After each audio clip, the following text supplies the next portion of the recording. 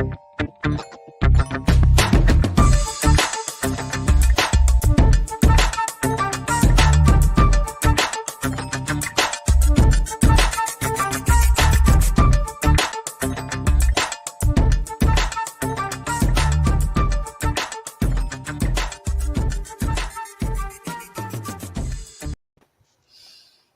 to Just Minding My Business Media, LLC. We sincerely hope your day is one of fulfilled possibilities because you know your worth and the value of what you do. Meet the daily challenge to 10x your business. Become known for your products or services on JMMB Radio podcast, heard in over 200 countries, or if you're ready to take the leap, move to Mindset Movers TV as a host or series producer, broadcasting to the combined audience of Roku and Fire TV. Every day in business has its challenges, so find a partner and partner with Just Minding My Business Media, LLC. Contact us at jmmbradio@gmail.com. That's Just Minding My Business Media, LLC at jmmbradio@gmail.com. Loving yourself isn't vanity, it's sanity. Katrina Mayer. Today we welcome to our stage Kristin Summers, who is a self-care visionary and CEO of Back to Self-Care, a company committed to self-care education and empowerment for all minds. Kristin is also an international speaker, writer, and app creator. Welcome, Kristin. Yes, welcome, my dear. Thank you so much for having me. I appreciate it. Absolutely. So, how did you get into this space? Where does this all start? Sure. So my background is journalism. And 6 years ago, after I had my third child, I was a magazine editor. No intention of starting a business, let alone a self-care business. I was very happy being a magazine editor. My daughter, after she was born, I was diagnosed with severe postpartum depression and anxiety, which I had no experience from whatsoever. And what ended up happening is, as I was going through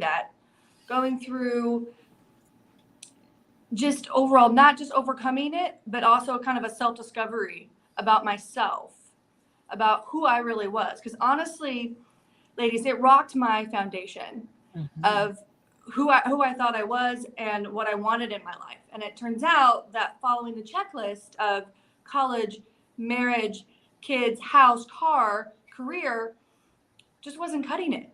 I wasn't fulfilled, but I followed the checklist. I should be fulfilled, but I wasn't. So as I'm going through this, I'm starting to study self-care. And now it's not the buzzword that it is now 6 years ago, but it was picking up speed. And so I started to notice a difference between real self-care and mainstream self-care, and the drastic difference. And so I started to do my own research. And that's when I came up with my idea for my app, which is a self-care rewards app called MindStar. As I'm bootstrapping that, I go through a divorce as part of the self-discovery of realizing the partner that I was with just wasn't the right person for me. And so going through all of that, I ended up starting to speak about the app, speak about self-care. And next, people just said, well, would you coach me? Would you come to my business? Would you come to my conference? Turns out I love public speaking, which is funny from a journalism background of being a print journalist. But I really just loved engaging with people and just seeing that aha moment, right? Of them catching it too, the difference really between mainstream self-care and real self-care. So that's how it kind of came to be. It was one of those things where I went through something that was tragic, but incredibly common for a lot of women and men too. And fathers go through it as well. So from that, I like to say that I took pain and found purpose. And it just kind of evolved. And that's why I say self-care visionary, between the book and the app and the public speaking that I do and the one-on-one coaching that I do for people. it's really kind of become this self-care empire, so to speak, of people just kind of owning themselves, right? Owning their story and realizing that they can have it all. We just have to define what our all is, and realizing that they do deserve self-care. Because one of the most common things I hear is, I don't deserve it. I have to earn it. It's just for women and it costs too much money and it takes too much time. Common themes I hear. I think we And all so, hear that. yeah. So It's that's how what it we kind tell of evolved. ourselves. Was, like I said, I had no intention, but then this fire came in me and I just thought, no, there is so much more to this. And so I like to tell people that we all live in our own world and our own reality. And I'm not out here to change the world, but if I can help change one person's mind, I've changed their world, and therefore I have changed the world. So I'm not here to change the world. I'm here to change worlds, and as many as I possibly can. I love it. I love Very it. good. Very good. We got Yinka in the house. Hi, my dear. Thank you for stopping by.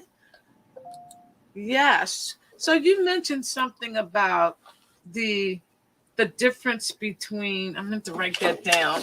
The difference between the self-care, Right. mainstream, Right. and true self-care. Yes. Can you elaborate on that, please? Absolutely.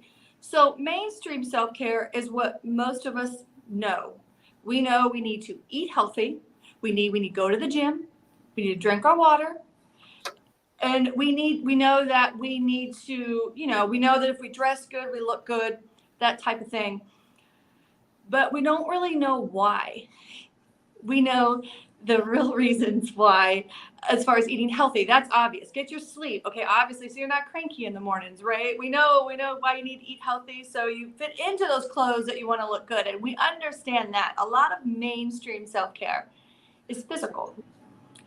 And then you get the aspect of face masks and bubble baths.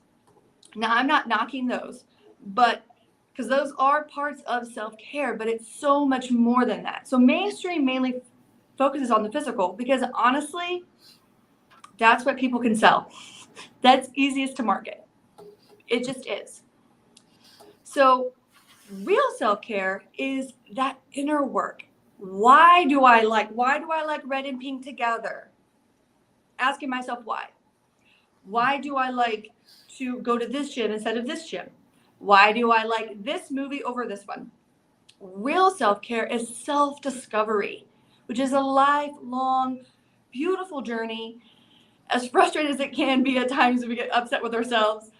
But that's what real self-care is self-discovery, because so many of us, especially women, but men as well, we all want to come off as someone who is easygoing and just kind of goes with the flow. And if we worry, let's say we're with a group of people and they want to go see a scary movie.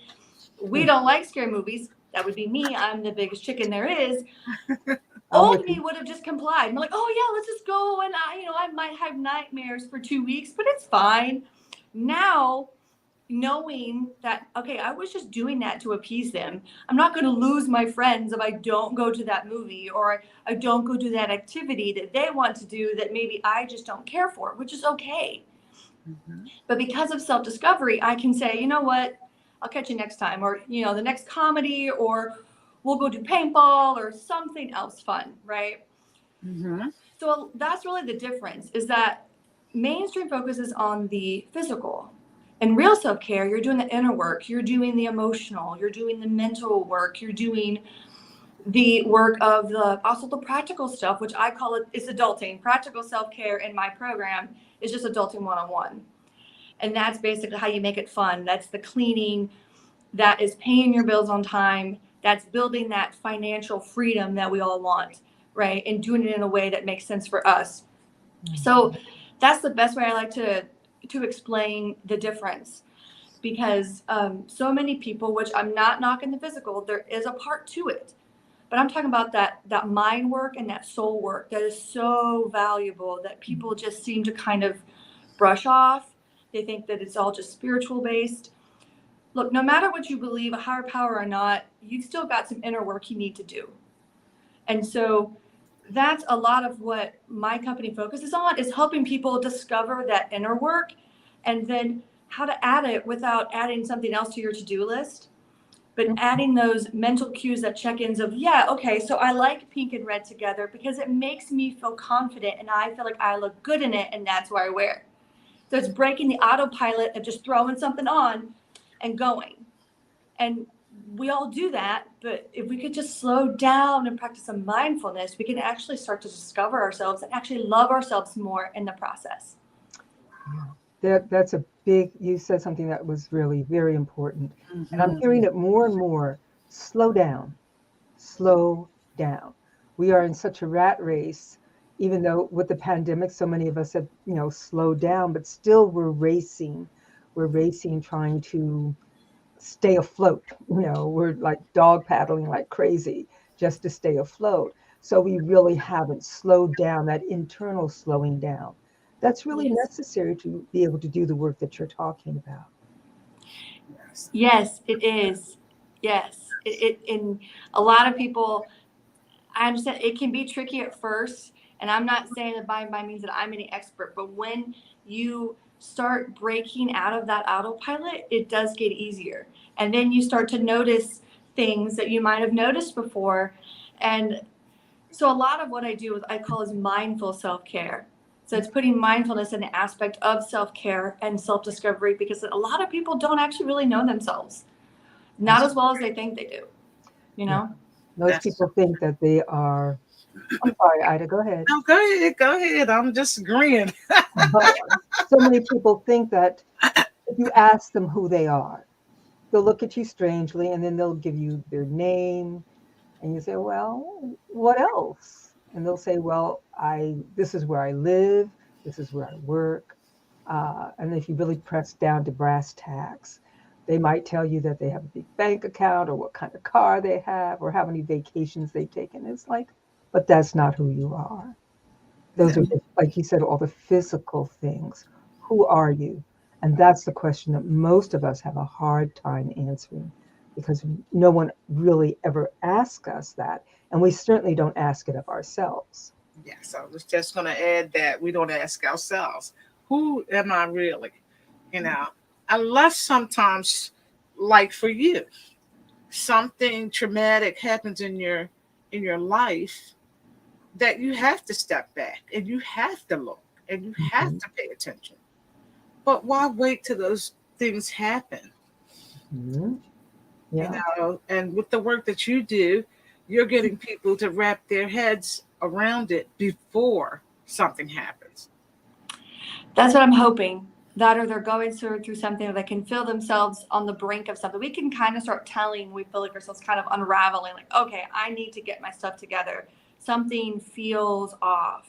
So I'm hoping is when we start to kind of feel that before they have the burnout, right? But even if they are experiencing burnout, that doesn't mean that they're over. We just reset. Yes. Exactly. You're right. It's just resetting. And honestly, you can reset it anytime the day you want. You can start the day over at 7 o'clock at night or 10 o'clock, whenever you want. No one says you have to start over. I used to hate that. People would say, first thing in the morning, traffic would be terrible. And they're like, well, tomorrow's better. I'm thinking, it's only 8:30 in the morning. Don't waste the day saying that it's just, gone because traffic was bad or whatever might have happened, right? You can reset and choose to be how you want to be every single day. And honestly, I think a lot of people are afraid of that power. They're afraid of their own power. I agree. And if they could tap into that and like, yeah, I can reset, right? Okay, so that didn't go so great, but no, I can reset and I can choose to go into this next situation with a better attitude instead of bringing on the bad energy from what happened before. And I know that is a skill, but it is a skill that can be taught. Confidence, compassion, all of it is a skill that every single person works on every day. And if they're not, that they should. Yes. And it's one of those things where I just feel like if people, honestly, if they could teach themselves compassion, they would be more confident. They would just be nicer to themselves and treat themselves as if their own best friend. Their whole world would change just by doing that alone. Yes, absolutely. I can't agree more. So your company, First, how do people get in touch with you? That's before we move any further. So my company, my website is Back to Self-Care. So just Back to. And there's also Instagram, which is Miss Self-Care CEO. And for the TikTokers out there, because I am a TikToker, I love my TikTokers. I love to dance. I do every other week or so, I'll get on there and do dances and just positivity while I'm doing the dishes and just talking to people, trying to get to know them, having real conversations, whatever it may be, whatever they need to talk about. And so that is Self-Care CEO on TikTok. So Miss Self-Care CEO is Instagram and Self-Care CEO is TikTok. My website is backtoselfcare.com. All right. Self-care.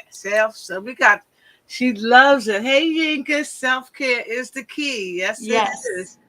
Absolutely. You can't be great at anything unless you're taking care of me.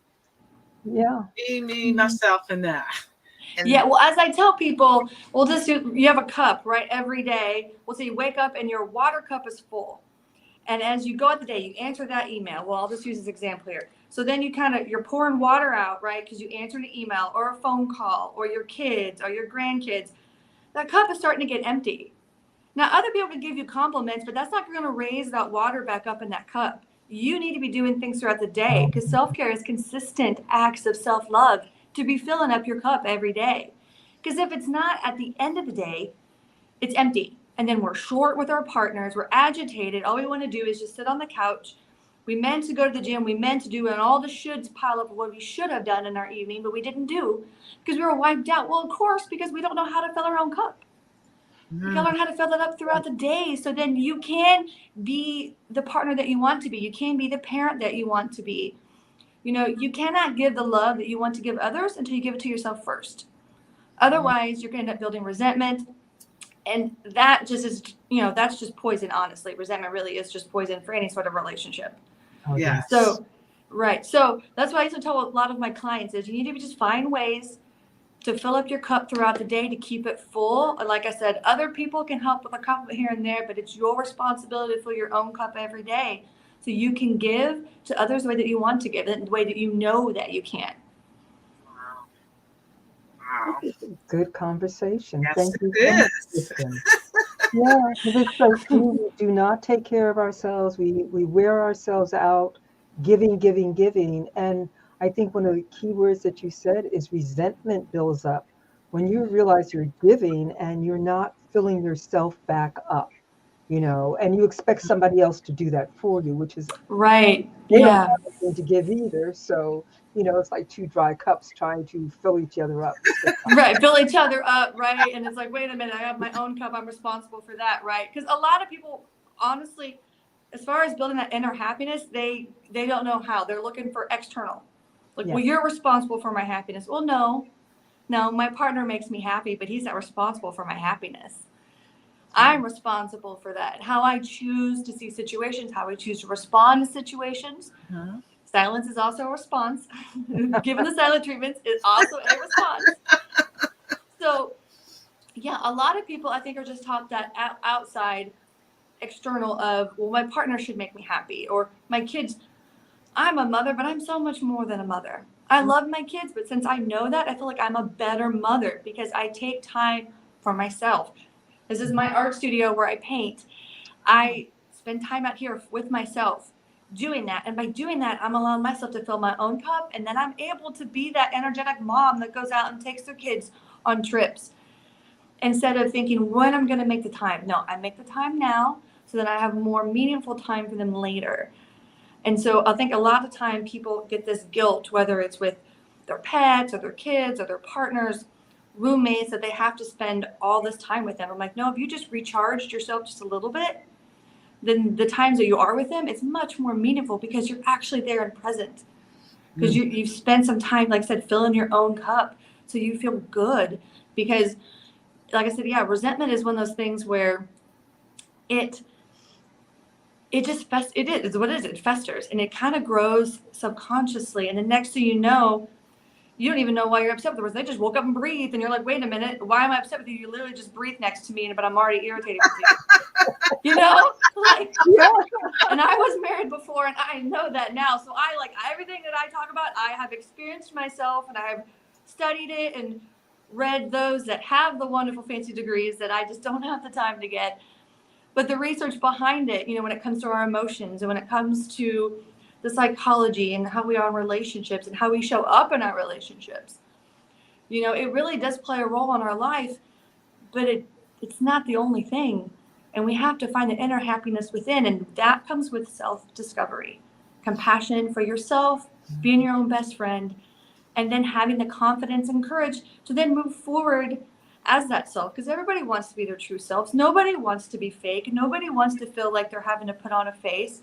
Sometimes we have to in life because something happened, and then we have to switch gears to this. And I was a mom, and like whatever direction I'm going, you know, and plus running a business, right? But I also know that I'm dedicating time to myself later because I know I deserve it. And so because of that, it makes it easier for me to switch when I have to go 50 million directions, it feels like. And then I don't feel as worn out, and I feel more fulfilled with what I'm doing instead of just feeling like I'm just checking things off my list. Yes. Wow. This is definitely a beautiful conversation, my dear. Worth the wait. Yeah.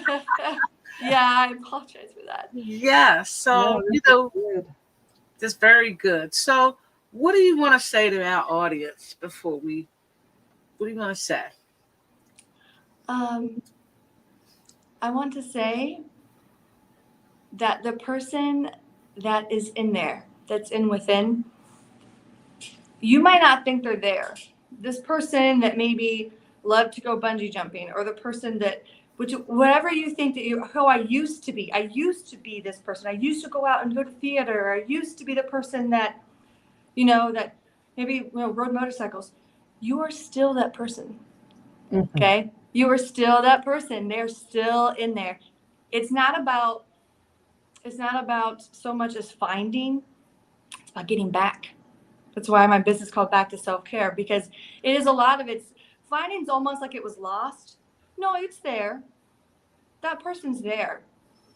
It's called life and responsibilities and other things, and things that we're fed, that we're programmed, right? To feel we have to be a certain way and say a certain thing and look a certain way. But that person, that real, that fire within you is still very much there. You just got to make a little space for that person to come out and shine. And when we do that, we are authentic. And people pick up on authenticity. Yes, they do. And that's what, honestly, what we need is more authenticity. Just like me owning the fact that I don't know what that bottle is back behind here, but there it is in the background. We're just going to roll with it, you know, and I can sit there and let it bother me, but nope, I'm going to call it out. It's right there. Like, it is what it is, you know? And so, but that's what the person that you really are, that, you know, those things that you love to do, they're still there. There's still time to do all these things. Go on that trip, right? Take some time for yourself and just go to a park and just sit there and do nothing, which is you're doing something by doing nothing. Yes. But that person is still in there. You're not gone. You just got to get back to you. And you can get there with some compassion. And I promise that person inside is going to welcome you with open arms. Like, I've been here the whole time. Now let's go out into the world and let's shine our light and make a difference. Wow. I love that. And on that note, we are so happy that you graced our stage today. You definitely brought a message that, you know, we was talking to another person, and they said sometimes you need to hear things because you forgot. Mm-hmm. Absolutely. Just because you know, like it's some of those things, like a lot of my friends are therapists and psychologists, and I will say something, they're like, wow, they knew it. They know it. But sometimes it takes it from someone else. And a lot of us, too, that are in this space, especially mental health, we're also preaching to ourselves. So it's not like we have these lives where it's like nothing goes wrong and we never get upset and we're just zen all the time. No, we catch ourselves, too. We practice, at least I do. I practice what I preach, very much so, every day. And then I take those notes in there with my clients and say, hey, I am just like you. But I feel called to share this with others, to said, put me on the TV, put me on the screen instead of behind the computer where I thought I was going to be. I am spiritual, and God just had a very different plan for me, but I'm very grateful that I answered the call to be where I'm at now with you guys today. Absolutely. We're glad that you answered the call as well. So again, how do people get in contact with you? So the best way probably would be Instagram. Like I said, Miss Self-Care CEO. You, of course, can look me on LinkedIn, Kristin Summers. And then there is, like I said, TikTok for those who want to do that, Self-Care CEO. You also can look up, like I said, backtoselfcare.com, which has my email. I think I'm probably on every single page, probably. So you have plenty of ways to find my email there because it's nice and long. But there is a few different ways to get a hold of me. And probably the website and getting my email from that probably is the best way to get a hold of me. All righty. Well, thank you so much for sharing your wisdom. We truly appreciate it. And, you know, like I said, we got to hear it over and over and over again, you know, because sometimes we forget. We do. And then we get a little reminder like, oh, yeah, it's okay. But that's okay. That's what we're for. We honestly, I think we meet people at certain times when we're supposed to. Yes. And, you know, and they might give us a little clue or a little hint because we were supposed to. In fact, one of the things when I was in my business early on and I was thinking, why me? Why? I don't want to do this. Like I did, but I didn't. I was just scared. I was fearful of not failure, but success, which is a real thing. Yeah. And so, and I'm at the gym and I'm venting to a friend about my app. This is before I went to Forbes. I had just been accepted to go to Forbes 30 under 30 with my app. And I was terrified, excited, but terrified. And a woman from around the corner, don't know her. I said, why did God pick me? She came around the corner and said, oh, because you have a big heart. Don't know the woman, don't remember her face, didn't know her name, but she was there at the right time to give me that sign that I needed to keep going. And I'll never forget her because it reminded me of why I did this in the first place. Yeah. And so that's why I feel like, yeah, sometimes we just need to be reminded when we're in the thick of it. And that's what makes life beautiful, to be honest. Absolutely. Well, thank you again. We truly appreciate you, and you will be coming back because we need your energy and people need to hear this as much as possible.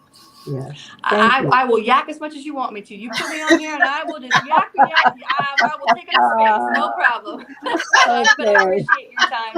And for the audience as well, I really appreciate your time as well. Thank you. Thank you. Thank you.